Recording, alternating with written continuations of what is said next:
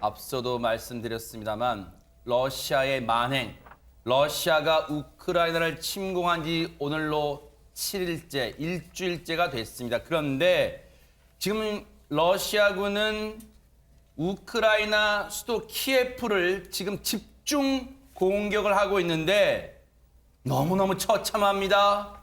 관련 영상 보시고 이어가 보도록 하겠습니다.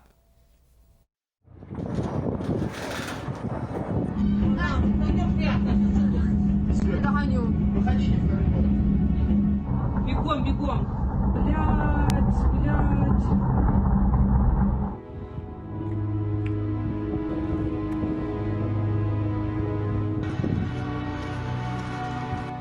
Человек убит в аварии.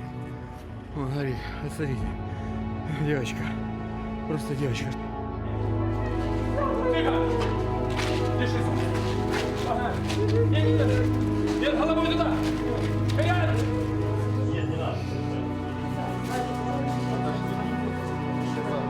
Да, покажите этому путинскому хуйлу вот эти глаза вот этого ребенка и плачущих врачей.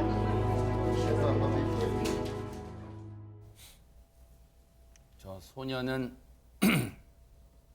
7살 소녀는 안타깝게 사망합니다. 전쟁을 글로 배운 저한테는 그냥 전쟁의 참상이 참혹하다. 저는 글로만 배웠는데 21세기의 우크라이나 상황을 보면서 너무나도 가슴이 미어집니다. 손정희 변호사님, 정말로 지금 참혹한 건 민간인의 피해가 지금 이어지고 있다는 겁니다. 그렇습니다. 우크라이나의 제2도시 하르키우에서는 민간인이 거주하는 또는 있는 시설에 이 민간인 거주 지역까지 폭격을 해서 지금 피해자가 많이 나오고 있는 상황이라고 하는데요. 시청, 병원, 그리고 학교까지 폭격을 하고 있다는 소식입니다. 최소 10명이 사망하고 35명이 부상을 입었다라고 하는데 이 하르키우 시장 이오르 테레코프는 미사일이 주거용 건물까지 폭격을 하고 있다. 방공 후에서 식수를 얻기 위해 밖으로 나왔던 민간인 4명이 숨졌고 세상에. 거기에는 성인 2명, 어린이 3명 등 일가족이 산채로 자동차 안에서 불타서 죽은 가족까지 있다라는 것인데요. 우크라이나 내부부에서는 수도 키이우에서도 오후 7시쯤 5층짜리 주거용 건물이 폭격을 당했고 매몰된 주민 2명이 구조됐다라는 소식을 전했는데요. 시간이 갈수록 민간인 희생자가 늘고 있는 상황입니다. 미첼 바첼레프 유엔 인권 최고대표 같은 경우는 지난달 24일에서 27일, 그러니까 단 4일 만에 우크라이나에서 최소 102명이 사망하고 304명이 다친 것으로 보고 있다라고 하는데 실제로는 사상자가 더 많을 것으로 예측되는 상황입니다.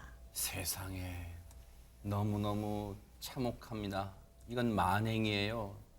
그런데 김재섭 의원님 지금 더 걱정되고 더 분노를 일으키는 건 러시아가 국제법상으로도 사용이 금지된 그런 무기를 사용했다는 의혹이 나왔다면서요. 그렇죠. 이제 사탄의 무기, 뭐 악마의 무기 이렇게 불린다고 합니다. 그게 왜냐면 그 고열과 고압으로 사람의 이제 호흡기를 망가뜨린다고 해가지고 사실 이제 제네바 협약에서 그 무기는 불법으로 규정을 했거든요. 그래서 이제 쓰면 안 되는데 그걸 썼다 이제 의혹이 있는 겁니다. 근데 그 의혹이 왜 일어났냐면요. 그 폭탄이라고 하는 것이 TOS-1 브라티노라는 로켓에 실어져서 이 발사가 되는 건데 그 로켓을 그 우크라이나 지역 몇 군데에서 발견됐다는 얘기들이 있어가지고요. 그것이 이제 사용됐다는 의혹이 있는데 아직까지 구체적으로 확인되진 않았지만은 만약에 러시아가 그 무기를 사용했다고 하면 아마 국제적인 이 지탄을 피하기는 굉장히 어려워 보입니다. 네, 바로 이 장면에 사용된 포탄이 진공폭탄으로 불리는 그 불법 포탄이다. 이런 의혹이 지금 국제법상으로 지금 금지돼 있어요, 사용이. 그런데 그런 의혹이 아직 확인은 되지 않았습니다만 의혹이 나오고 있는 상태예요. 그런데 이름만 들어도 별칭만 들어도 무시무시한 게 왜 사탄의 무기, 악마의 무기로 불리는 걸까요? 백성문 변호사님. 일단 방사능 없는 핵폭탄이라고 불립니다. 그럴 정도로 많은 인명을 살상할 수 있는 그런 폭탄이고 그러다 보니까 제네바 협약에서도 아예 사용을 금지하고 있는 그런 폭탄을 지금 군사작전 과정에서도 아니고 민간인에게 사용했다라는 그런 의혹이 나온 상황이고요. 사실 조금 전에 이제 설명을 해주셨습니다만 이 그 폭탄 같은 경우 주로 벙커나 동굴들을 파괴할 때 쓰이는 건데 지금 민간인들이 있는 곳으로 이 폭탄을 사용했다는 의혹이 있는 것이고 이것뿐만 아니고요. 또 집속탄이라고 해서 네. 그러니까 이것도 역시 거의 대다수 국가들이 사용하지 않습니다. 폭탄 내에 또 굉장히 작은 폭탄들이 들어있어서 터지고 주변에 있는 사람들을 엄청나게 많이 살상할 수 있는 그런 무기인데 이건 역시 사용됐다는 의혹이 꾸준히 제기가 되고 있습니다. 이 집속탄 같은 경우에는 여기서 터진 것도 터진 거지만 불발이 한 40% 정도 되거든요. 내부에 있는 폭탄들이. 그게 전쟁이 끝나고 또 터져요. 그래서 세상에. 지뢰같이 활도 어떤 효능이 있기 때문에 굉장히 비인도적인 무기라고 해서 사용을 하지 않고 있습니다. 국제사회에서. 그럼에도 불구하고 이번에 러시아가 우크라이나에 이런 류의 무기를 사용했다는 의혹이 있는 것입니다. 열압력탄, 정식 명칭이 열압력탄인데요. 진공폭탄으로 왜 불리냐면 추가적으로 설명을 드리면요. 포탄이 떨어지잖아요. 반경 수백 미터의 공기를 갑자기 확 빨아들인대요. 진공 상태가 돼요. 사람들의 호흡이 곤란해져요. 그러면서 죽을 맞이한다는 거예요. 그리고 그 충격파가 엄청나서 반경 수백 미터 있는 사람들 장기가 내장이 파열될 수도 있답니다. 그럼 무시무시한 무기를 지금 사용하고 있어요. 이렇게 푸틴 대통령이라는 사람이 극악무도하게 지금 이런 행동 나선 이유 배경이 대체 뭡니까? 임세훈 대변인님.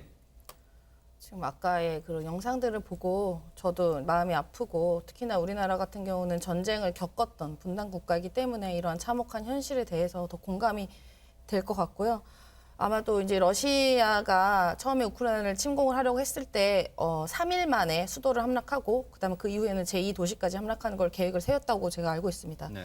근데 아마도 이제 국제사회의 여러 가지 비판 그리고 뭐 금융도 제재를 했었고요. 그래서 그런 게 푸틴의 예상보다 많이 늦어졌기 때문에 좀 극악무도한 과도한 공격을 하지 않았나라는 관측이 나오고 있습니다. 네. 그리고 우크라이나에서는 이제 26일 발표에 따르면 러시아 전차 146대 그리고 장갑차 706대가 이제 파괴됐다고 하고 있는데요. 네. 근데 어떤 SNS를 보니까 그 우크라이나에 침공했던 그러한 그 장갑차와 뭐 이런 것들이 기름이 없어가지고 아하. 이렇게 퍼져 있었던 걸 우크라이나에 있는 국민이 너네 장갑차 퍼져 있니? 내가 끌고 가줄까? 막 이랬던 그 약간 재미나지 슬픈 영상들이 있었는데 그만큼 아직도 지금 침공은 했지만 작전이 불능한 상태가 아닌가라고 보여지고요. 그래서 이렇게 우크라이나 국민들이 또 대통령까지 나서서 이렇게 극렬하게 이렇게 저항을 하고 그리고 국제사회에서 이렇게까지 반대를 할지 아마 몰랐었던 것 같습니다. 그래서 이렇게 좀 극단적인 선택을 하지 않았나라고 판단하고 있습니다. 지금요. 일각에서는 이게요. 21세기 대명천지의 탱크 그리고 공중 폭격으로 전쟁요. 정말 상상도 못할 일이잖아요. 그런데 이런 걸 감행을 했어요. 그러다 보니까 푸틴 대통령 뭔가 좀 달라진 뭔가 지금 정신적으로 지금 뭔가 이상한 거 아니야? 뭐 그런 주장도 나온다면서요. 나오고 있습니다. 비정상적일 것이다. 그렇지 않다면 이런 판단을 할 수 있는 게 이게 시사는 지금 뭐 민간인 지역 폭격한다 지금. 굉장히 큽니다. 그래서 지금 마르코 루비오 미국 공화당 최고위원도 한 발언이 더 많은 것을 공유해주고 싶지만 지금 말할 수 있는 것은 푸틴 대통령이 이상하다. 이런 이야기를 하고 있고요. 그리고 누가 또 러시아와 푸틴 대통령에 대해서 잘 알 수 있냐면 전주 러시아 미국 대사면 잘 알 거 아니겠습니까? 아하. 마이클 맥폴입니다. 네. 전주 러시아 모스크바에 있었던 이 미국 대사가 네. 푸틴 대통령을 30년 넘게 봐왔다. 어. 지금 이상하다. 그래요? 이런 이야기를 하고 있거든요. 아하. 근데 한 영상도 굉장히 시사하는 바가 큽니다. 네. 뉴욕타임스가 공개된 영상을 분석을 했는데 네. 마치 이제 이 푸틴 대통령이 짜르 네. 황제 같은 거죠. 그러니까 테이블도 자 장관들과 또 이 대장들과 네. 장군들과 이야기를 나누는데 저 멀찍이 떨어져 앉는 거예요. 아. 그러니까 마치 그 탭을 봤어요. 네. 예, 나는 황제야. 아하. 지금 장관이나 또 장군이 아니라 부하야. 아. 이렇게 되면 이게 왜 중요하냐면 지금 뜻대로 되지 않음에도 불구하고 러시아 국내의 국민 여론도 무시할 수 있습니다. 세계 평화를 이야기하는 세계 시민들의 이 요청도 또 비판도 무시할 수 있는 거죠.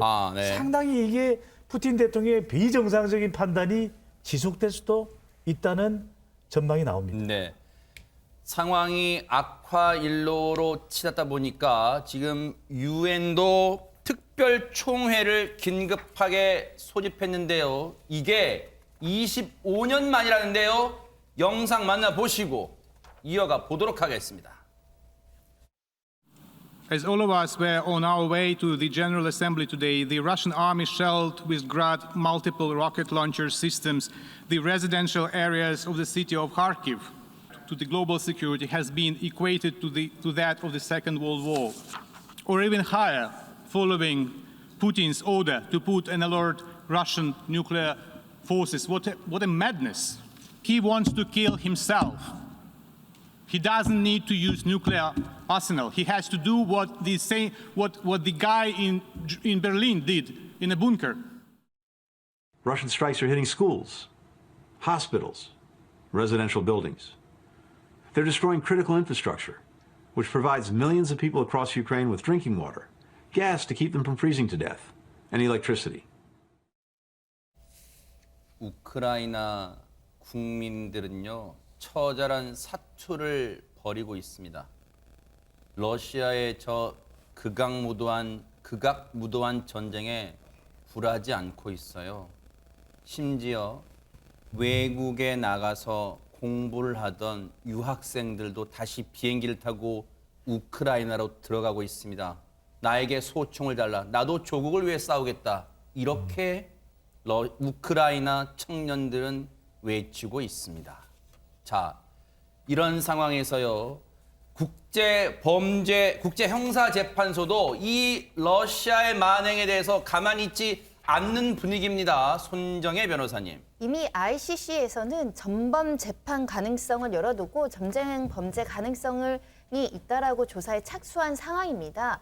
실제로 민간인, 그것도 비폭력, 무장하지 않은 민간인에 대해서 폭격을 한다거나 앞서서 말씀하신 진공폭탄, 집속탄을 사용하는 것은 금지되어 있음에도 불구하고 이것을 사용했다라는 점에서 이 침공 과정에서 직접적인 아직 증거는 명확하게 확인된 바는 없지만 충분히 개연성이 있다라는 전제하에 조사가 이루어지고 있고요. 특히 ICC 검사장은 우크라이나에서 전쟁 범죄와 반인류 범죄가 자행됐다고 믿을 만한 합리적인 근거가 있다. 법원에 수사 개시 허가를 요청하는 절차를 진행할 것이라고 발표를 했는데 이 푸틴 결과에 따라서는 이 전범 재판에 회부될 가능성 있어 보입니다. 그런데 조금 전에 전해드렸던 유엔의 긴급 총회에서 잠시 엄숙해진 순간이 있었답니다. 왜 그랬을까요? 영상 만나보시고 이어가 보겠습니다. Screenshot from someone who is dead already. Мама, я на Украине. Мне страшно. Мы бьем по всем городам. Подряд. Даже по мирным жителям. Мама, мне очень тяжело. In several moments he was killed. But take a look at them. They do not know these streets. They do not know our people, do not understand our philosophy, our aspirations, what type of people we are. They don't know anything here. They were just sent here to fight and to die. 유엔 총회장에서 공개된 전사한 러시아 병사의 스마트폰 내에 있는 문자 메시지랍니다. 그 내용을 보면 미루어 짐작컨대 백성문 변호사님, 많은 수의 러시아 군인들도 영문도 모른 채 혹시 전장에 출전한 거 아닌가 그런 생각도 해봅니다. 이런 게 사실이라면 사실 러시아 군인들도 많은 군인들이 피해자죠. 군인들은 전쟁에 참여하는 줄 모르고 훈련에 참여하는 줄 알았는데 보니까 전쟁에 참여하고 있는 것이고 세상에. 지금 이곳이 원래 훈련하기로 한 곳이 우크라이나에 있다는 사실을 뒤늦게 알게 된 것 아니겠습니까? 그래서 저 러시아 병사 결국 이제 사망을 했다고 하는데요. 저 엄마한테 보낸 문자 메시지 보면 지금 저는 훈련하는 줄 알았는데 진짜 전쟁이 일어나는 우크라이나에 있다. 그리고 우리 장갑차 아래 우크라이나인들이 죽고 있다. 이런 얘기를 했고요. 우리는 심지어 민간인을 목표로 공격하고 있어요. 라고 얘기를 하고 있는데 말씀드렸던 것처럼 이게 사실이라면 푸틴은 우크라이나에게도 죄를 짓고 있는 것이지만 그 본인의 나라의 병사들에게도 죄를 짓고 있는 게 아닌가 싶습니다. 그런데 지금 우크라이나 현지 국민들을 더 불안케 하는 일이 벌어지고 있다는데 대체 왜 그런 겁니까, 김재섭 위원님? 이 고층 주거 건물 옥상에 X자 표식이 자꾸 등장한다는 것인데요. 이게 알아보니까 이게 친러시아 세력들이나 아니면 이제 아하. 러시아 군들이 이런 식으로 잠재적인 공격 목표에 대해서 이렇게 X자 표식을 좀 해놨다는 거거든요. 그래서 네. 키이우 당국 같은 경우에는 X자 표식이 나오면 무조건 신고를 하고 이제 덮어라 이런 요청들을 하고 있는데 세상에. 문제는 요새는 이 특수 물질을 사용해가지고 육안으로는 좀 보기 어려운 표식들까지 등장하고 있다고 합니다. 그래서 실제로 저 X자 표식을 눈으로는 좀 발견하기 어려워가지고 당국도 굉장히 긴장하고 있는 상황이라고 알려져 세상에. 있습니다. 국제사회가 눈 부릅뜨고 지금 러시아를 비판하고 지켜보고 있습니다. 뿌린 대로 거두는 법입니다. 지금 수많은 미국을 위시한 수많은 연합국들의 경제 제재로 러시아 내에서도 러시아인들도 지금 경제 제재로 못 살겠다 아우성이에요. 과연 이게 누구를 위한 전쟁입니까? 국제사회는 푸틴에게 물을 수밖에 없는 것 같습니다. 하루속히 우크라이나와 러시아가 협상 테이블에 앉아서 이 사태를 조속히 해결하기를 기대해 보도록 하겠습니다.